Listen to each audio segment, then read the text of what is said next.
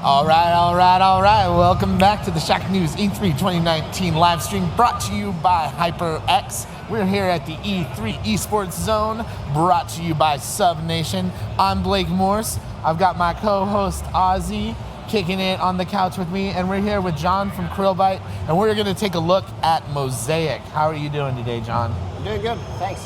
Yeah, thanks for coming by. So before we dive into this, tell us a little bit about Mosaic and what kind of a game it is. It's a game about being a tiny part of a big machinery, being an insignificant person trapped in a huge system, in a huge city, and trying to find some sort of meaning of your life. Okay, yeah, I've worked retail before. I can get behind this. I think a lot of people can, and that's kind of sad, but yeah. But that's part of existence, really. I know. So do you play as a singular person in this kind of? You play as a single person. I can start it here so we can get going. So you play as a single person. This person you're seeing here. This is at night. He's sleeping, droning. It's up to you to decide. But this person, he has a normal day job, an office job. He goes to work every day, commutes to work. He does his chores at work, and then he goes home and he goes to sleep. It's a cycle a lot of us can recognize. Yeah, definitely. So, right here, looks like you're underwater. It looks like it's underwater. Yeah. Are we in a dream state here? The game is full of dreams. So his existence is so dreary and sad that he always seeks to escape. And he has a lot of daydreams, a lot of fantasies. And here something is waking him up here. Of course, it's your phone. That's how I wake up pretty much every morning. And then we pull him up. Here we go. And sometimes, we all need a little extra to get up in the morning. You can slap him as many times as you want. Did you guys put a camera in my bedroom? Because this is pretty much every morning for me, right here. All right, we need to turn off that alarm. The character has a phone. There's several apps on it. One of them is Blip Blop, which is a clicker game, which is one way you can pass the time in your dreary existence. Of course, you can read news, you have messages, but yeah, we really have to get going to work, work won't wait. Yeah. So what we all do every morning is basically we go to the bathroom and get ready, for work. Thoughtfully detailed. Thanks. So yeah, we can straighten our tie, you don't want to get yelled at by the boss. Hair, yeah, whatever. Looks good enough. Does this all unfold in real time? This is all real time, so this is me interacting with those icons.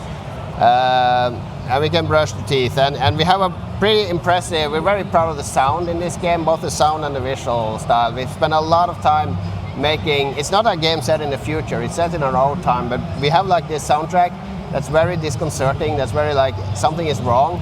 Like sort of a ethereal dissonance. Yeah, because there is a mystery to unravel there. There is a reason why everyone in the city feels like slaves or drones, and there's surreal aspects. So right now, he's finished brushing his teeth and he's coughed up a character you're gonna meet several times during the game, a fish.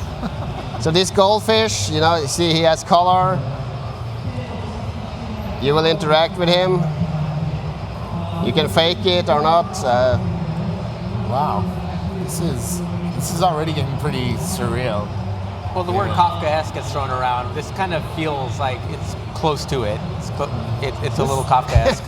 This feels rather surrealist to me, honestly. Almost more like Salvador Dali, if you will.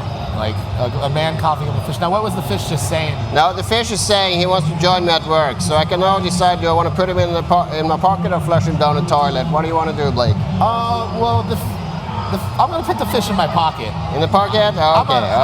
I'm a fish pocket kind of guy. Does he come back if you flush him down the toilet? Both of these actions have consequences, so they will influence, what happens later in the story. But there's no right or wrong action. I mean, it's up to you. Of course, he has a lot of mail, like we all do, all written in red, which is usually a bad sign. And we can interact with a lot of stuff in his apartment, like the fridge. This is all of this is telling the story of his life, and you get the impression that he's not really a happy guy. Not or a guy didn't even make a beer run. Yeah, he has a TV. Could you, so I know this is his morning routine. At some point, can you just, if you stick around too long, will you get in trouble with work or something Yeah, like that? you will. As you see up in the corner, you have your phone. I think already we have a message here. A friendly reminder from work that if he's been late too many times, so yeah, we really should head over there. Yeah. So, Grab some coins. So the game can sort of go either way, where maybe you just lollygag and you might get laid off, or perhaps and that'll send you on one It adventure. will have consequences, but the story, you will be pushed forward in the story, but it can have some consequences about what you can see. And this is a game about breaking out of the system. So, in all games you walk to the right. That's part of the game systems. But we want to encourage you as a player to do the opposite as many times as possible. So if you walk to the left here in the corridor instead of to the right, you'll see immediately that it's more beautiful. There's sunlight here. And here we see the character gazing out, and this is like his imagination taking over. Or maybe it's real, who knows. But you get rewarded with a bit of sun, a bit of warmth, for doing something else. Yeah, this is reminding me a lot of the film Brazil, the Terry Gilliam film. That was one of the inspirations, definitely. Brazil is a movie about battling the system, being caught in a bureaucratic hell. And that's one of the major inspirations for the game. That's awesome. I love that film, and this definitely seems to already be capturing that similar essence. Thanks. Yeah, this is also a very unique design style. Thank you. Yeah, we worked a lot on the design style. We actually worked, once we prototyped the game, we sat at Double Fine for a month. Because Double Fine used to take in smaller indies and sort of help them and mentor them. So we sat at Double Fine and we got a lot of feedback on the art style. It was quite a different art style. So we can call the elevator, get to work. There is actually something else. If you continue to the right, you can find some clues to the bigger mystery in the city, but let's head to work so we can see a bit of the outside. I don't know how much time I have left, but... Oh, I'll let you know. All right, good. Let's just have fun with it. And this is an elevator ride I think we all have had in real life. Here we stand, everyone is standing, each on their own side. Here we can control the character's head. We can try to make contact with these people, but as you can see, they're not really interested, Yeah. I also noticed that your character has eyes. Neither of these two characters. That's a good catch. That's a good catch, Blake. I can see why you're a reviewer. Yeah, so interesting. Is that indicative of all the humans you interact with in this world? It's very hard to interact with humans, but you will find some special characters that stand out from the crowd, that become important to the main protagonists. Wow. So here we can, it's like an endless row of mailboxes. It's like Desert Bus Post Office Edition. Yeah, so this is a pretty massive building. It is. It's one of many massive buildings in a city that's sort of sprawling out of control. I mean, the city is just growing and growing and growing and hosting more and more people, and everyone is going to work every day. So the inspiration for the game basically we did a game called Among the Sleep. I don't know if you know it, a horror game with a small child. So at the end of development there, it was sort of crunch, and people were commuting to work every day, and the lead designer, Adrian, he was sort of observing how everyone is shuffling into buses and subways and trains, and then being transported to the heart of the city, working, and then going home in the evening. So they were sort of like the blood of the city, The city is a living organism, and the humans are like the blood going in and out of this system. So here we are outside this building, where everyone is going to work. The lovely gray foyer. So it's a case that as the city gets bigger, you start to become more insignificant in the grander scheme. Yeah, you become smaller and smaller. And here again, we have a choice. We can follow everyone to the right, go to work like everyone else, or we can go to the left. Yeah, what are these pigeons up to? Yeah, they're just hanging out, having a good time. You can see immediately once I break the norm, there's a bit of sunlight. There's a bit of warmth. There's something going on over here. Yeah, there in the background you can see the city expanding further. Nice. So this game is really you want players to do what they're not supposed to do in this We want game? players to try to break out of the system and see if they can, find a way to find happiness, basically. Because we do a lot of themes in this game. One of them is man versus technology, systems versus autonomy. And here we've rescued a cat from the tree. So this is a totally optional scene. I mean, if we'd gone to the right, we would have started heading to work. But we want to reward the player for doing the opposite. So by rescuing this cat, you will actually meet that cat again later in the game. And you will also be able to look out here at all the new buildings, the city, eating more of the nature.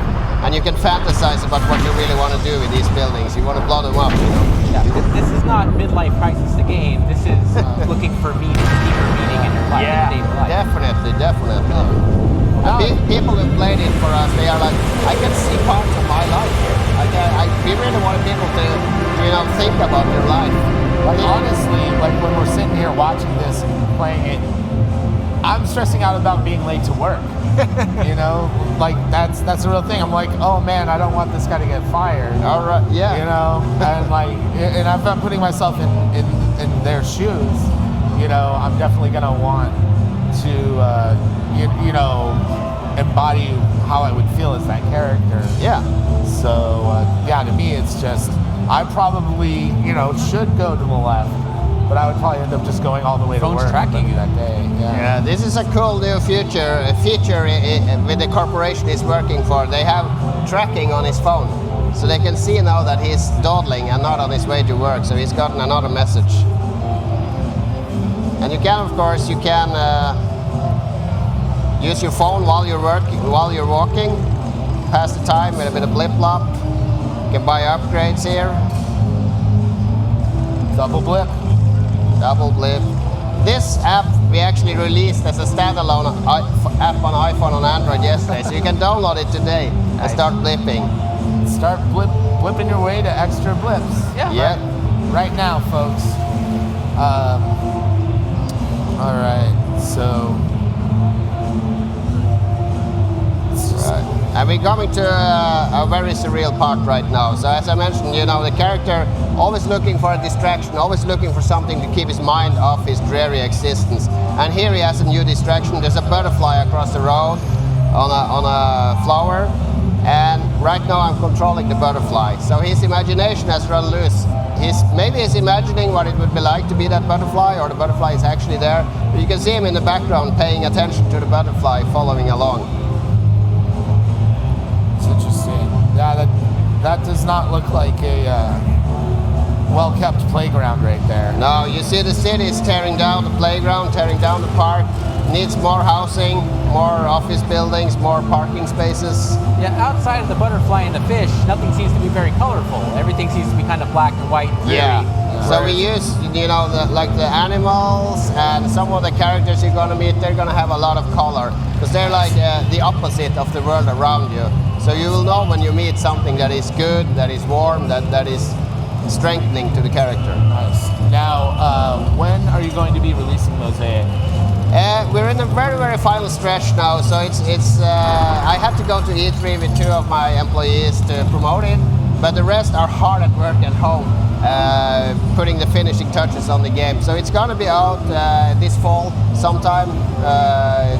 In a few 3, 4, 5 months. Okay. Excellent. So, guys, John, thank you so much for coming by and showing us Mosaic today. John from Krillbite. Guys, stick around. We have more games from Raw-Fury coming up. We're going to be right back with Star Renegades. So stick around. E3 2019 brought to you by Shacknews. Be sure to go to shacknews.com. Keep up with all the latest news and coverage coming out of E3. We'll be right back.